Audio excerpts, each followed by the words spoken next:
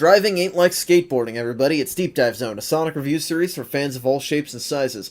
I'm your host, Devin, joined as always by my co-hosts Lauren and Bruce, and we are finally at the end of the first cour of Sonic X. Did you just throw back to when you have a completely unrelated intro? Because I don't know how that relates to any of these episodes. Yeah, that was really out of context. Driving ain't like skateboarding. Anyway, we're starting true. today with Yeah. episode 25, The Last Chaos Emerald. And that's the joke I was making last week about how the next episode better be The Last Chaos Emerald. It's also called A Dastardly Deed in the dub, for alliteration's sake, I suppose. It's a shame, though. If they had kept the Chaos Emerald thing, then we could have had 3, or is it 4, actually, Chaos episodes in a row. Anyway. Yeah. While E77 searches for the final Chaos Emerald, Knuckles and Chris make a deal to get all 7 together and send everyone home. Oh boy. And, well, it's a deal that you shouldn't be making. Yeah, no kidding. It's funny, we actually start with everybody setting out to find the Emerald. For the first time, it seems like there's actually a sense of urgency to this. I mean, yeah, because we've found a total of 6 emeralds now. It's time to find the last one and end the series, right? Yep. Gotta be right. proactive. I do think it's weird that, like, they're leaving and Chris is like, or Danny is like, Chris, you gotta help look for it. But they're finally actually using one emerald to track down the others? Yeah. So it's like, do you just need him to look out of the plane? Yeah, isn't that the whole point of using the emeralds to track each other, is that you don't need to be, like, actually actively looking? It depends. I mean, it might not be completely precise. I guess, yeah. It may only be within a certain range of certainty, and then you actually have to spot it. Yeah, I So guess, that's why yeah. he's got the binoculars. Also, Eggman is foregoing the cards today. He has a robot to send out, but it's, what the fuck is this thing? It's lucky. E77 Lucky, yes. It is a bell with It's hideous. big, like, I don't know, rabbit feet and, like, bunch of wacky bullshit. Oh, it's rabbit feet because he's luck-themed, I guess. Yeah, everything on him is luck-themed. So he's got the rabbit's feet, he's got the horseshoe. The shamrock, yeah. Yeah. Ladybug. Yeah, everything about his design is supposed to be related to luck. Are bells luck-themed? I think in Japan they might be. Maybe, I don't know. I Also, have... Sorry. well, I was just gonna say, relying on luck, that doesn't really seem like an Eggman plan. Well, so I'll have more to say on this guy later. At the moment, I thought it was just... You're right, but I thought it was just a trick because, well... Well, that would have made more sense. It is supposed to be, like, a surprise because he's supposed to come off as super kind of ineffectual, but Eggman's like, oh, just you wait. So I thought that Lucky was, like, you know, an unassuming looking robot, and then they had a bunch of cool stuff or something. Maybe that's not the case, but yes, it is kind of strange. Yeah. No, what this is that this is Eggman tapping into the Archie multiverse and stealing a bit of Larry Lynx's power. You remember Larry Lynx? God. Of course, I remember Yeah. Larry Link's Super Jinx. That's a funny reference. If only it were true, then I might appreciate this a little bit.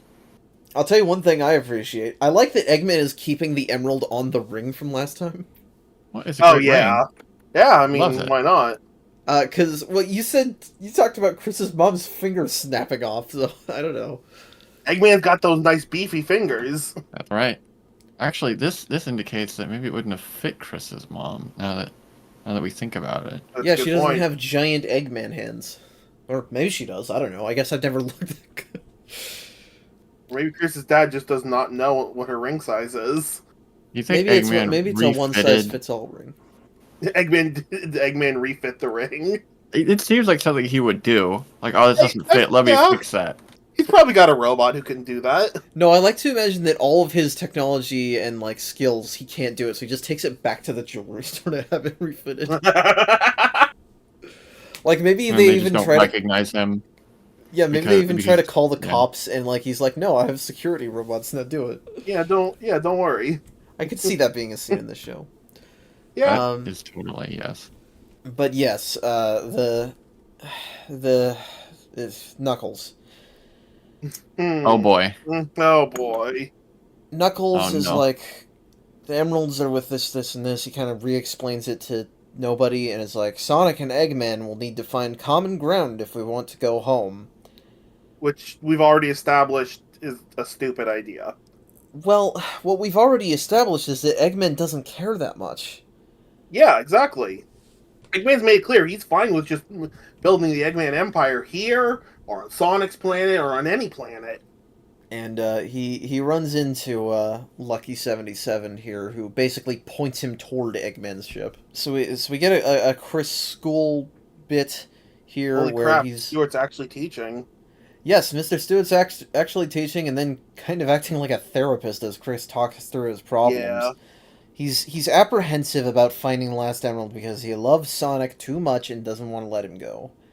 You know, let's ignore the fact that he has at least 2 other friends he spends a lot of time with. This is the thing. This is going to make or break a lot of Chris's character during this part of the story. Sure. Is that Sonic is cool and does cool stuff.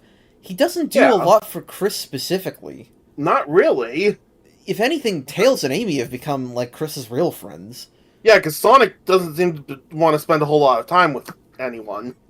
I think the criticism that Sonic isn't in this show enough is only partially true, but certainly from Chris's perspective, Sonic is not around long enough to feel like much of a friend. I don't think it's fair to say Sonic's not in the show enough. I think it's more like the way they're writing it, he's not in Chris's life enough for Chris to be this broken up. I'm gonna be honest, I didn't even think about it too much. When there are random characters that I don't care about, I'm gonna not like that regardless. Sure. But a lot of the time, Sonic isn't around, and it gives a chance for, you know, his other pals to shine instead, which I have absolutely no problem with. Yeah, I mean, that's I think that's really the clutch of it in general, is that it's not even so much about you're not doing enough with Sonic, and more that you're doing too much with people that we don't care about. Yeah. And the fact that I already like Knuckles and Tails and Amy and Rouge is why it's like, you're not just hogging screen time from Sonic, you're hogging it from all of them. But, yeah. Mr. Stewart is like, well, you know, all good things must come to an end eventually. And, It's like, I guess, yeah. I'm kind of impressed. It seemed like Stuart was doing a terrible job, but actually he was able to read Chris perfectly, so he actually must have been stalking him a lot. I mean, we know he's at least stalked Chris a little bit. Yeah. yeah, it's a whole thing. But hey, you know, at least the president is excited because he wants to be rid of all this bullshit. Yeah, at this point, I'm not surprised. The government's like, thank God this might be over soon. Rouge and Topaz, ironically, disagree. They think Gun should be preventing a Chaos Control event until they know what would happen more. Which is also fair, because I mean, they don't really know what's going to happen with the Chaos Control. Yes, it's fair, but no, I don't know if I agree that... Like, for this to be in their anxiety, they'd have to have a better idea of what the Chaos Emeralds can do than they do. I think that the most that the government has actually seen of them is Sonic using them, which they have reason to fear Sonic. Every government should fear Sonic, but... Well, yeah, I think that's why they have fear of the Chaos Emeralds, is because they've seen what Sonic's able to do with them. You were saying Rouge and Topaz were apprehensive because Rouge knows about the Chaos Emeralds. That's okay, true. fair Rouge enough. She does have information. That's true. Yeah. But I guess they could also just be saying it because they've never even had one emerald, so... True. Anywho, Knuckles and Lucky show up at the mansion to tell Chris that Sonic and Eggman need to make up, but, Sonic's not around, so Chris just kind of ends up going with Knuckles? Which, you know, this is a great idea. They're not bringing anybody else? No. It's very strange, because Knuckles is like, hey, Chris, give Sonic a message for me about that you have to make an alliance with Eggman. And Chris says, okay. Let me go with you. Wait a minute. Yeah, how are you going to give the message? Yeah, how are you going to give the message, Chris? Yeah, well, and I mean... Chris acting irrationally is going to be a major important part of these episodes, but it's weird that, like, that even Knuckles would be like... Because, like, Knuckles, I feel like, you know, he and Sonic both view Chris as a kid, for the most part, so, like, he wouldn't even talk to Chuck or something. I know that the others aren't home right now, but... And I now that I'm saying it, I don't know if Chuck would be willing to deal with Eggman. I feel like he would be less likely to than Chris. Yeah. But, Yeah, so they leave E77 behind at the train station, but yes, Wow. we're here with Eggman, and we're gonna make his appeal. And God, you guys are fucking stupid. Oh, thank you. Yeah, this is when Knuckles was like, "Oh, well, Sonic and Eggman have to put their differences aside." I was like, well, I mean, he might think that at first, but he's just musing to himself. I won't worry about it too much. The show has done good with Knuckles, but no, I should not have kept my hope up No. because this is really egregious. Like, it is so obvious that Eggman is going to betray them. Like, if Knuckles is going to do this plan, at the very least, he should be cautious. But no, Eggman agrees without a hitch, practically. He says, like... Which should be a massive red flag. Well, his one condition is I get to hold the emeralds. Are you kidding me? Yeah, that makes it even more suspicious. Well, especially since this is not like Eggman proposing a deal. This is Knuckles being the one who chooses to set this up. Yeah. Which means that, of course, Eggman is going to take the path of least resistance. Regardless, it makes total sense that he would do what he did. Yeah. But, yeah, they should know better. If I was writing this better, what I would do is I would have maybe Chris or something. Or maybe just Knuckles realizes it, depending on how much the writers had to make Knuckles an idiot. So either way, somebody should realize, wait a minute, I feel like Eggman agreed to that too easily, maybe when they're going away. Mm-hmm. And then they use it as an opportunity to instead double-cross Eggman, but it gets messed up at the last second. That'd be more interesting. Yeah, instead it's just every other thing that we've ever seen with Eggman, and frankly Knuckles too. Yeah. Lucky falls in a dumpster, and he gets picked up by everyone's favorite, Jerome Wise. Oh, I didn't even realize that was him. Yeah, he's working as a garbage man after he got fired, and his girlfriend left him. So, good on you, Jerome. Having a great life so far. Apparently, goddamn. Chris gets home, and he's clearly still conflicted, and he does get a chance to talk to Sonic about Knuckles and Eggman, but he doesn't. Yeah, it's true. Instead, he takes the emeralds without telling anybody and goes with Knuckles to Eggman's. This isn't just being stupid and trusting Eggman. This is practically betraying everyone else. Like, Knuckles was like, oh, Sonic and Eggman have to work together. But he's not acting like he's trying to make everyone work together. It's acting like he's just taking all the emeralds and then going to Eggman because he has the last one. Or he's going to have the last one. I but honestly he has one think of them. that Chris may know exactly how bad a plan this is, and he's intentionally sabotaging it because he knows it might keep them there longer. That's... Maybe it's subconscious, but... That is fascinating. And if they had written that more overtly, that this may have been more interesting. Because you could have had Knuckles being more cautious, and then Chris is like, no, it's fine. Yeah. That Chris could have being worked the reckless one. Yeah, that makes more sense. Well, and this is the thing that I've always said, is that if you ever challenged me to put Chris in the main game timeline, I would make him a villain. Not just, like, a crazy psychopath, but someone who is, like, trying to work with Sonic, but is possessive of him, and that causes problems that Sonic needs to, like, actively confront him to solve. Yeah, I think that's not a terrible idea. Which I guess is kind of what Mark is from Sonic Boom, except they just straight up parody Misery in that episode. But, E77 gets dropped off at the dump, and oops, there's the last emerald. He got lucky. Convenient. He's lucky, yeah. Okay. So, before this point, I was like, they're gonna do something with this robot. And like I said, I thought that he was just actually more dangerous than he first appeared. Like, Eggman was like, all right, like, you make your move, and then he'd, like, pull out a rocket or something. But instead, no, they're actually just lucky? Seriously? Apparently. Eggman can utilize the power of probability? Apparently. Well, ridiculous. the fun thing is that you can say, well, maybe it's a coincidence. It's not like this robot does a whole lot outside of this one instance. That's not true. Actually, there's further evidence later to suggest that Lucky is lucky in another episode. I know what you're talking about, but I don't know. Plausible deniability can go a long way. Well, see, if it was simply a luck-themed robot that wasn't actually lucky, and it like had a Chaos Emerald tracker, like if Eggman just said, "Aha, the tracking device worked perfectly," then it would have been fine. That's all you would need to do to fix it. But this bothers me more than other Eggman ploys that are sorely underutilized, because this kind of breaks the logic of the show a little bit. All right. Yeah, a little bit, yeah. Well, like, how does that work? Either, well, there's two possibilities here.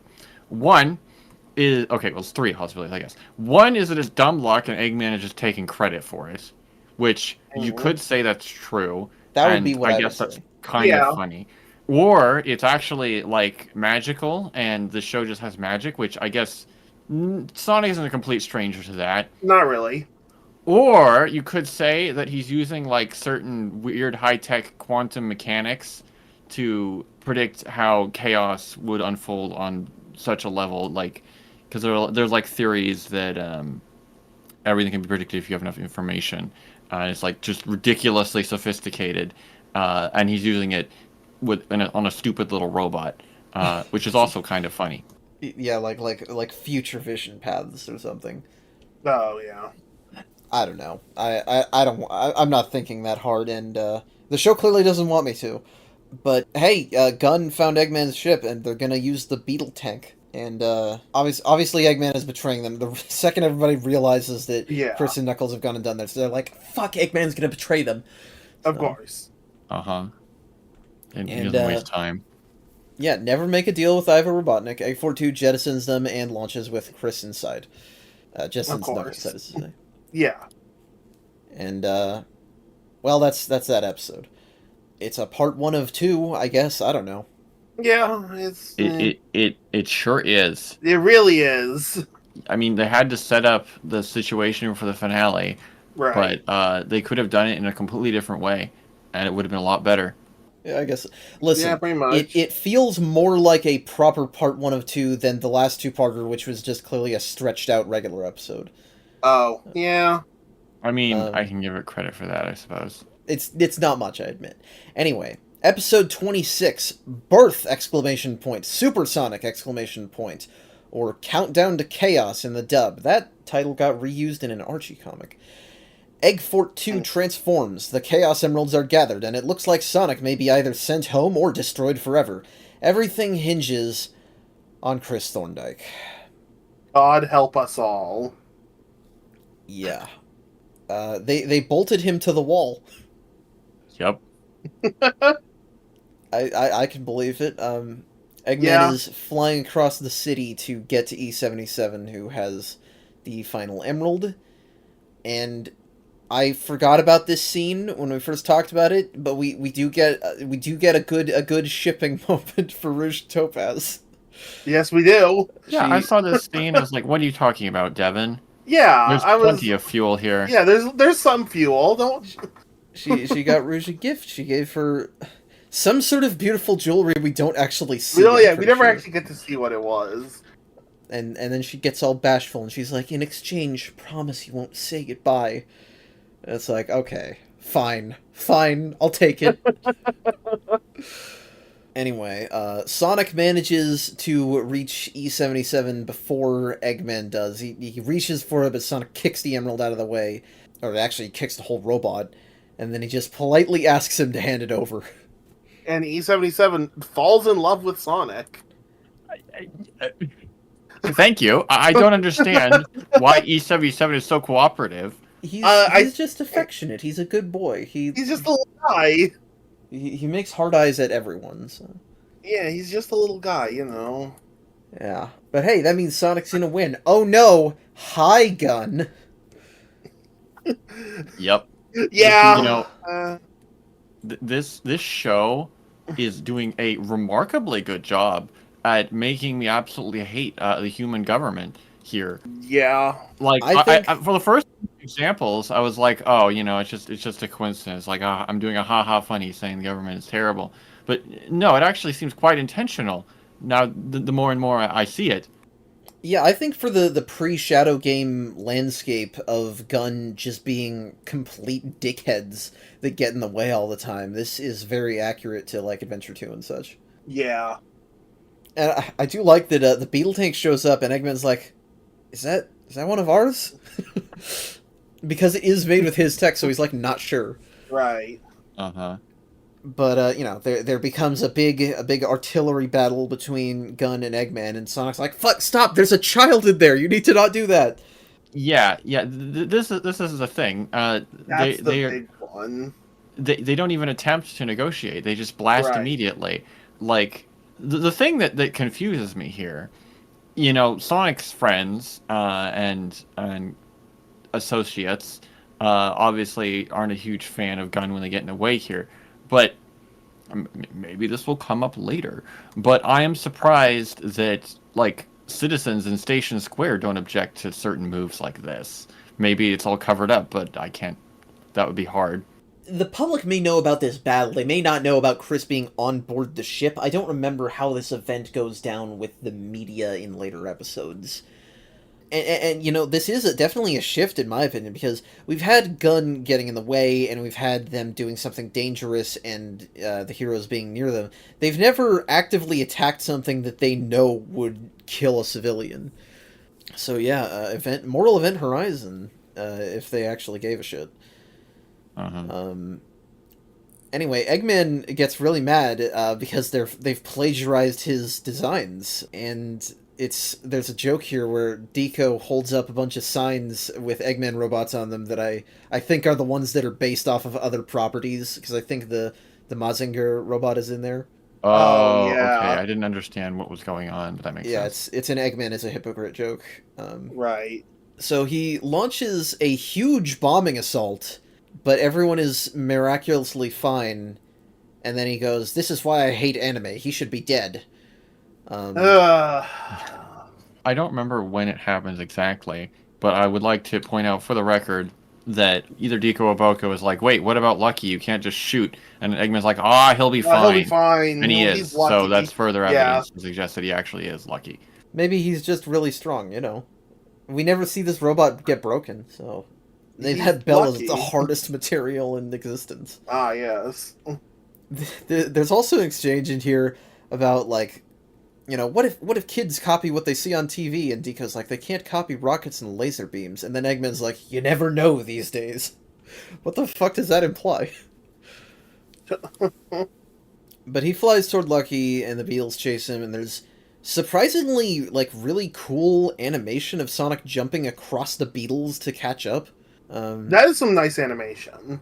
It's like, I always have to note it when it happens, because this show's animation is generally pretty static a lot of the time.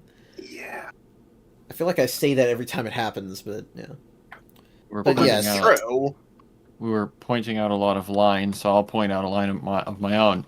When Eggman is going full ham, again, either Deco or Boko is like, one of these days you're going to blow up the whole planet. And Eggman's like, yeah, I probably will, but I don't want Sonic to win at any cost. That was an interesting one. Yeah. E77 decides that hanging with Sonic is probably the most safe idea, so he flies toward him.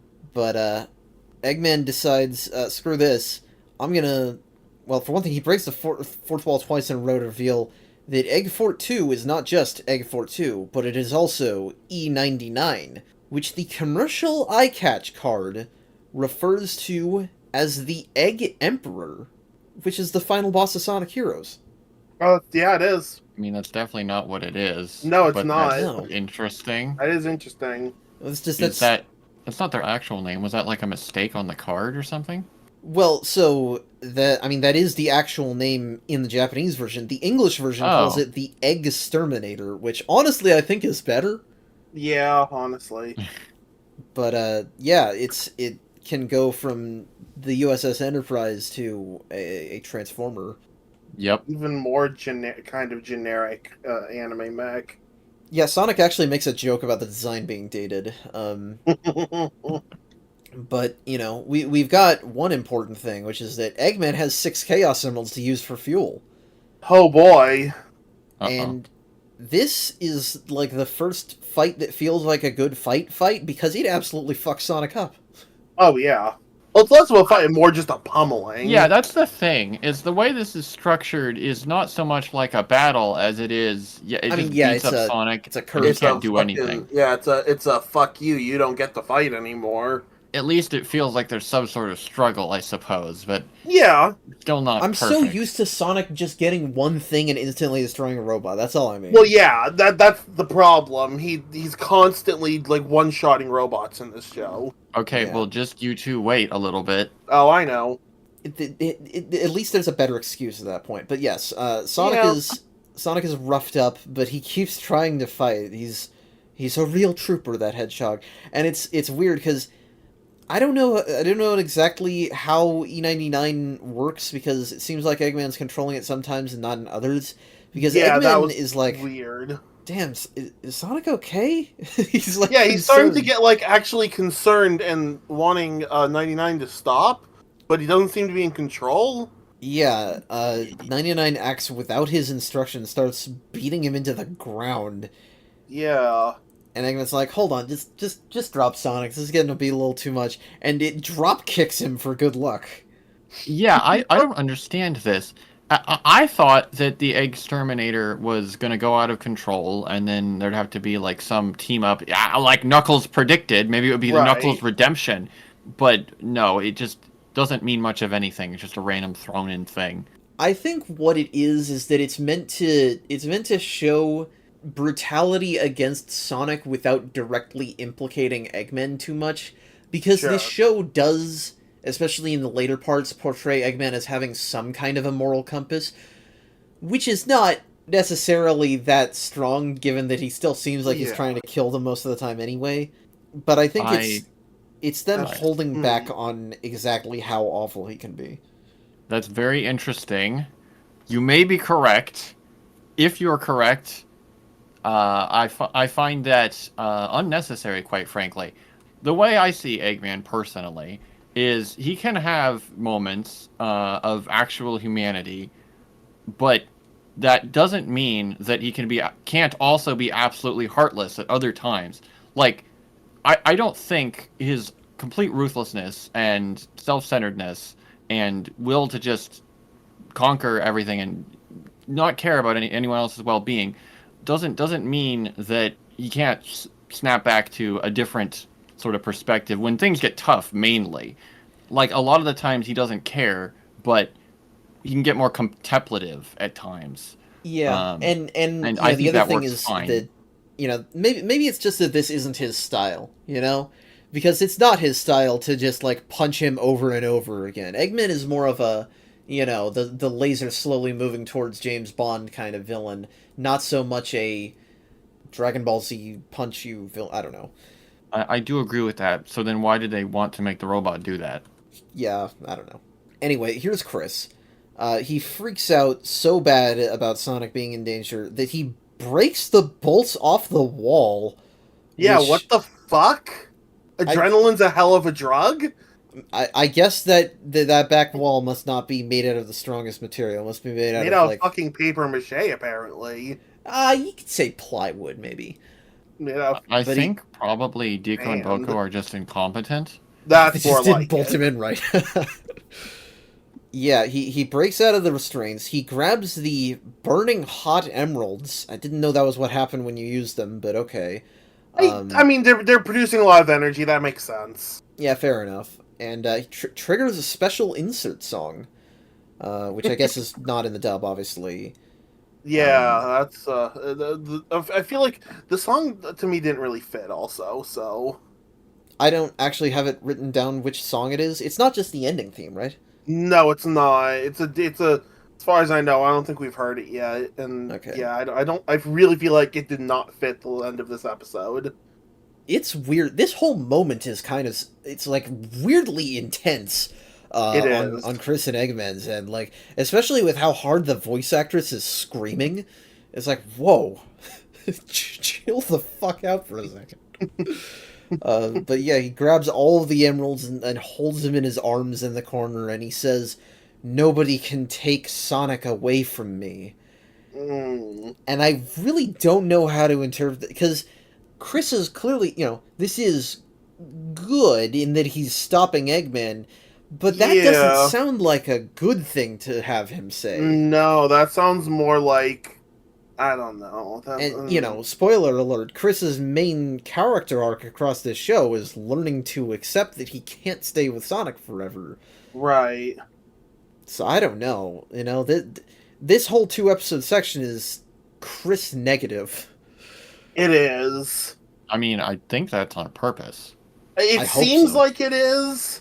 Because here's the thing, is that SEGA would have a vested impression that actually having Chris be obsessed with Sonic as the audience surrogate, that's a business interest. I heard somebody say once that Toy Story being written to have Andy cherish his toys so much and, be nice to your toys, they're so important, is very marketable on Pixar and Disney's end, It's like that. Yeah. Not to badmouth Toy Story, I love Toy Story, but... Anyway, here's Knuckles. He breaks into... Okay, Knuckles breaks in to get Chris, but Rouge grabs him so that she could get the emeralds. Rouge can't just do a nice thing. She has to have an ulterior motive. Well, yeah, of course. Yeah, I mean, yes. I'll tell you what it is that she grabs Chris, and he actually wrenches himself from her grip. And she just barely manages to catch him instead of the emeralds. So I would say that this is actually an okay Rouge moment. Like, yes, she's going for the emeralds, but she realizes that the child's safety actually is more important. She does also complain, look what you've done. Well, yeah, but that's fine. She can be upset about it.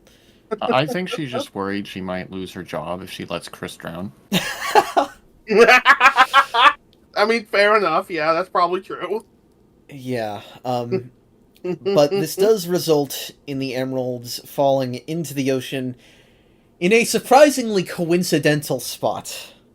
I mean, you could easily justify that they're just attracted to the other emerald that's down there. Yeah, fair enough. Maybe a little bit of that luck from E77 is still working. Yeah. Oh, yeah, because Sonic actually treated them nicely. He did. Maybe E77 blessed him. It was refreshing, by the way, to have, like, a robot that betrays Eggman actually be, like, welcomed, unlike the teacher that the kids abandoned for some reason. Oh, you're gonna love the IDW comics. Yeah, and it's a good bit because, E99 grabs and squeezes them, but not for long, because that hand fucking explodes. Hell yeah. And, surprisingly chill song for it in the, yeah, I don't like that.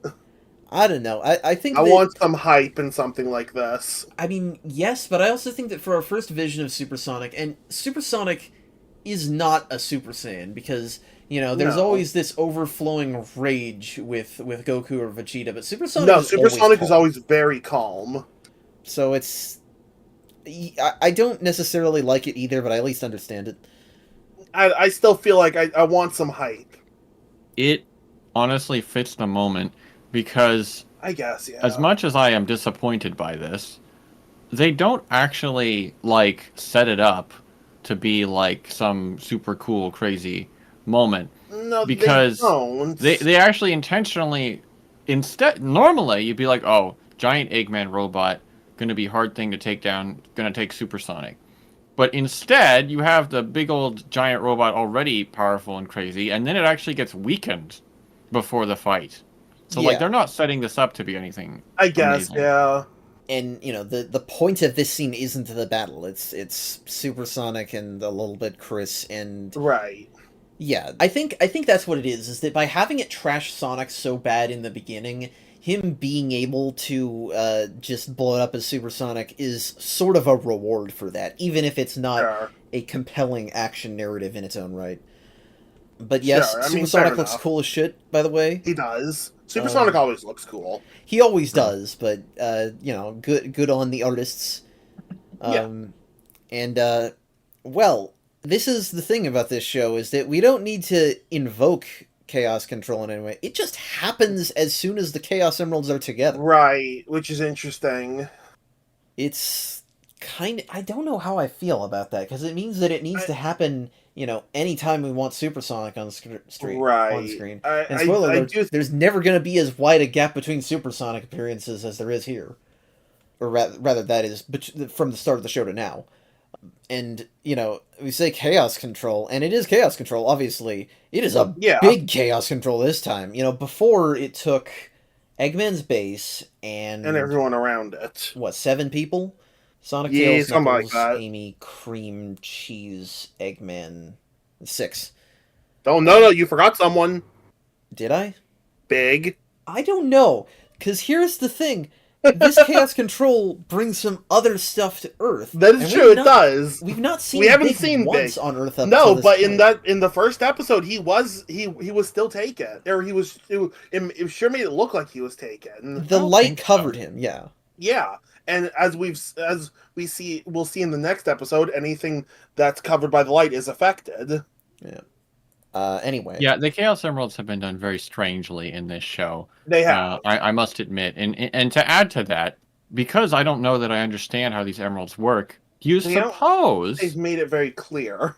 Do you suppose that perhaps... Okay, so I'm drawing from other canon here, but, the Chaos Emeralds have, an emotional tie to them, because, sure. Chaos can take, the negative energy, and then Sonic can take the positive energy or whatever. So do you suppose that when Chris grabbed the emeralds, he did something to them, and that changed how Chaos Control worked? If that's not canon, it's a great headcanon, because Chaos Control in the show tends to always do exactly what whoever invokes it wants it to do. And Sonic wasn't intentionally invoking it, so perhaps it went the way the most recent holder was thinking. Which would have been Chris. Yeah, and then being in touch with emotions, because you say the positive and negative energies. I don't know if I brought up ever that that's something made up by the dub. In Adventure 1, the Japanese version, it's not even positive and negative. It is just that Chaos's hate activates them and drains them, but the bond between the heroes recharges them. So that would even more fit with it. It's still, my point stands. It's basically the same thing. Yeah. It's not even that different. So yeah, but yes, Supersonic hugs Chris and heals him, which whatever, fair enough. I don't care, I guess. Supersonic can do basically whatever the fuck he wants most of the time. I have to wonder, kids watching this live, I wonder how many of them actually thought it was the end of the show, and whether they connected the dots that, wait a minute, Shadow's in the opening, this can't be the end. I mean, to be honest, I would have thought it was the end. Yeah. I wish it was the end. Yeah, we'd be out of the mines.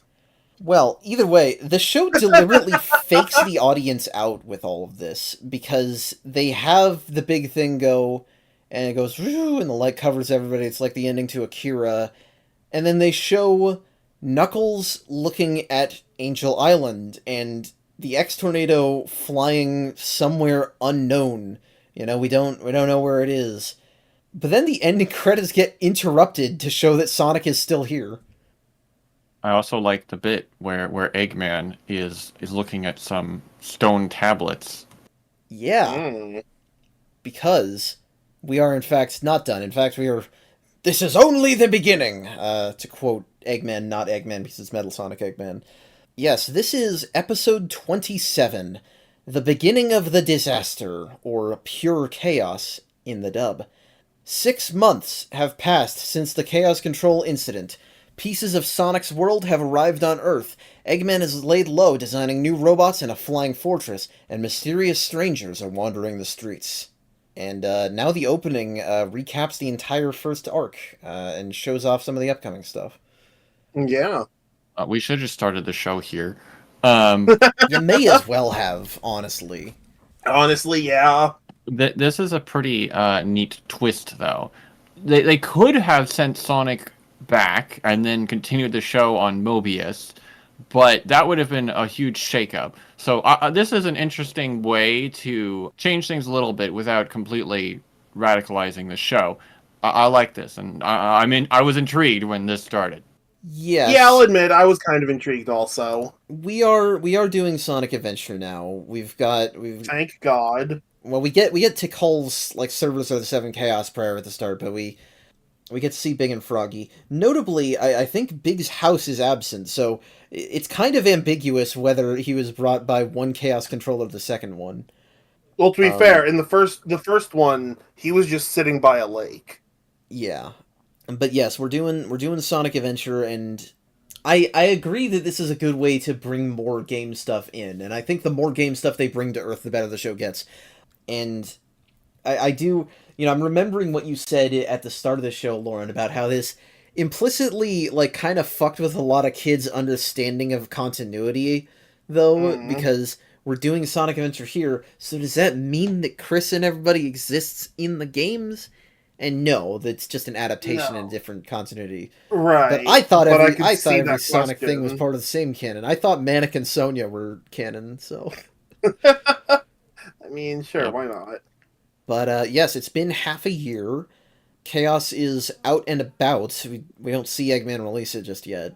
But we got Big and Froggy. And, it's kind of unclear in the games what happened to Froggy. You could think, like, maybe he just accidentally drinks the water. In this, Chaos deliberately forces itself down Froggy's throat. Little fucked up there. It still doesn't make sense here, but now it doesn't make sense for a different reason. Because now, instead of being like, what happened, now you're asking why happened. True. My headcanon guess is that it tried to, like, lunge at him to attack him, and he just, like... He ate it, and neither of them expected that to happen. There is a Chaos Emerald nearby, so I guess that's why Chaos is here. Sure. And sure. Yeah. Big grabs it, Froggy eats it, like you'd expect. But yes, pieces of Sonic's world were brought here by Chaos Control. And you'd think that, like, there would be a lot of big shifts as a result of that. There kind of isn't. The only one that's really been mentioned, or that will be mentioned, is that Mystic Ruins is now a tourist trap. Mystic Ruins is now a tourist trap, and Angel Island is on Earth now. Yeah, Angel Island's here, which at least, hey, that means Knuckles can't complain about the Master Emerald anymore. And then we argued a bunch for like 5 minutes because we couldn't wrap our heads around the fact that Mystic Ruins and Angel Island were both brought to Sonic's world independently for some reason. So that means some ground was just ripped out of Sonic's world. It's weird either way. I thought it made sense for Angel Island to come because it has a Master Emerald and it's linked to the Chaos Emeralds. I don't know why Mystic Ruins would come along, though, too, but they act kind of like Mystic Ruins wasn't there before.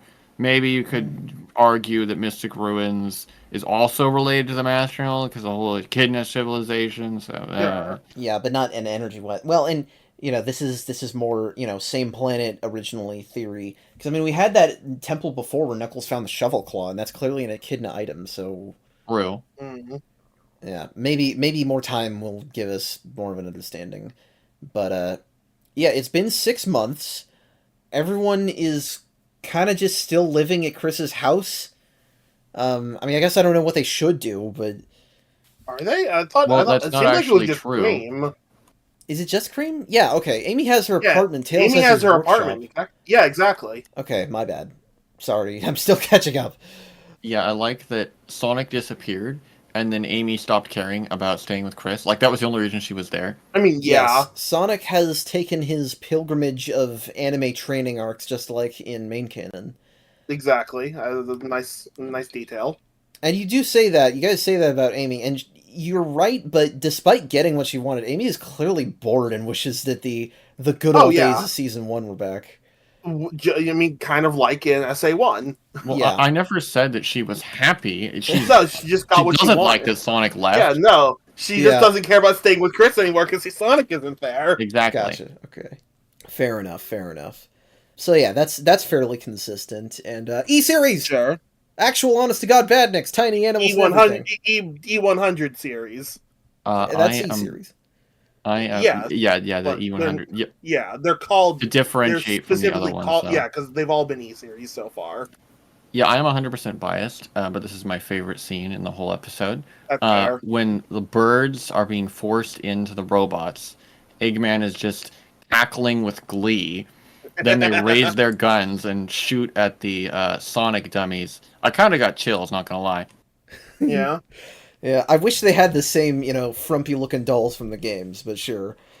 This scene also made me remember how fucking big they are. Also, they are huge. Yeah, I forgot they're supposed to be like 11 feet tall. Yeah, because they eclipse Eggman's height, and he's a huge motherfucker. And to be fair, in the games they don't, or in SA1 they do not make it very clear that they're supposed to be huge.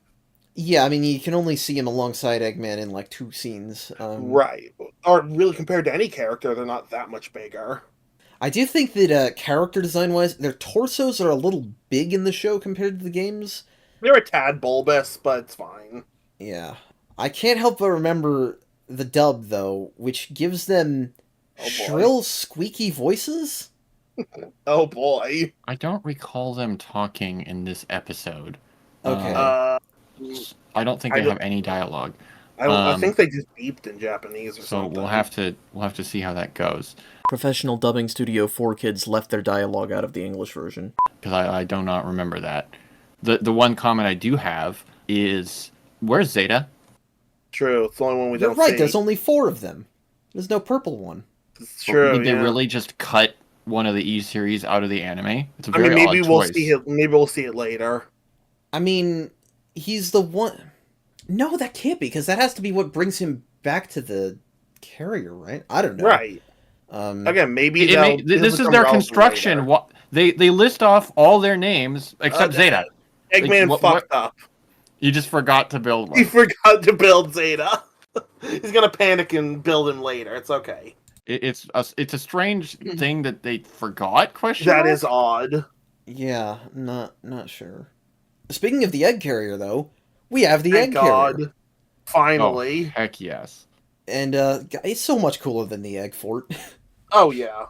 It's also cool that it doesn't need to transform into a fucking robot to be cool. Also. Yeah. It's also cool that they can't animate it and just use CG instead. Yeah, I mean, whatever. It's that era of anime where CG was everywhere. Yeah. The commercial eye catch card spoils chaos this time. It does. I really feel like they should stop doing that. Yeah. I mean, to be fair, it's not that much of a spoiler. If you've played SA1, you know what the water Froggy swallowed is. Yeah. I don't know that everyone who saw this had played. That's fair enough, and that's why I really feel like they shouldn't be spoiling stuff like this. They didn't spoil the most shocking achievement of all, which is that Chris's mom found a Chaos Emerald. Well, she just bought it at a jewelry shop. Yeah, she bought it at a jewelry shop. This is the second one to be purchased at a jewelry shop.